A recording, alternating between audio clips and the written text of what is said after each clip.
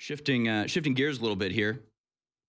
This story came out a few days ago, but once again, it's just like we've been proven right. We've been right about this since the beginning. We told you this from the very beginning, from the instant that this hoax got going. InfoWars was on top of it and telling you the truth about it, only to have to wait 2 years to be proven incontrovertibly correct, despite it being obvious from the beginning. The latest from New York Post says this: no human remains found 2 years after claims of mass graves in Canada. After 2 years of horror stories about the alleged mass graves of Indigenous children at residential schools across Canada, a series of recent excavations at suspected sites has turned up no human remains. Some academics and politicians say it's further evidence that the stories are unproven. I don't know. I mean, maybe it's evidence that this conspiracy goes deeper than we thought. I mean, maybe, we didn't find the mass graves because the people who carried them out snuck in and stole the bones and used them for something else nefarious. I don't know. I mean, if we believed the lie the first time, just because there's incontrovertible evidence, you're just going to not believe it anymore? I mean, come on. Come on.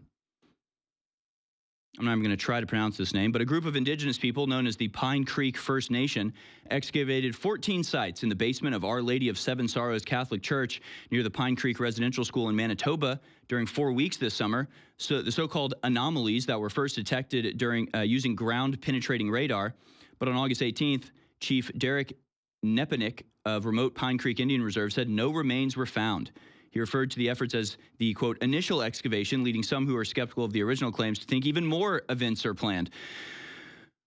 So this was a hoax. This was an absolute fabricated from the ground up hoax that was not only created out of whole cloth without the shred of evidence to believe this, which, again, we knew from the very beginning.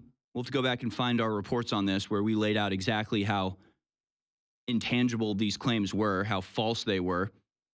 This is a blood libel against white people and against Catholics. It's exactly what it is. But this was actually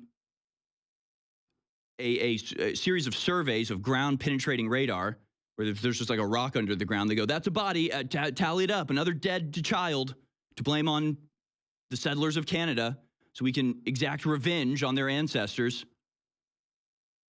So this was a hoax carried out by the government, funded by the government to carry out these surveys. And then the government media in Canada spread the story of the hoax, which inspired thousands of people to actually commit violent crime and property crime as revenge for this completely fabricated, non-existent Holocaust. Okay? Again, we've known it from the beginning. And I would like to see people punished. I mean, if you carry out a hoax like this, if you're responsible for the lies that weren't it wasn't inconsequential.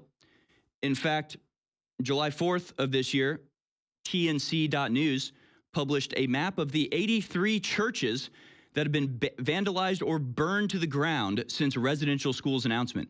83 Christian churches in Canada have been vandalized, burned down, or desecrated since the announcement of the apparent discovery of graves found near a residential school in British Columbia. Since then, 3 other First Nations have announced similar findings at burial sites located near former residential schools, and they list the 83 churches, some of which were burned to the ground, some of which were vandalized and desecrated with slogans about the mass deaths that never existed. It was an entire hoax from the beginning, folks.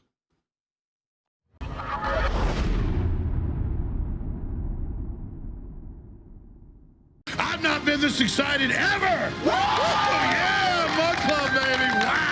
The replatforming begins now. Join Mug Club and get 1 month free with promo code ALEX at jonescrowder.com.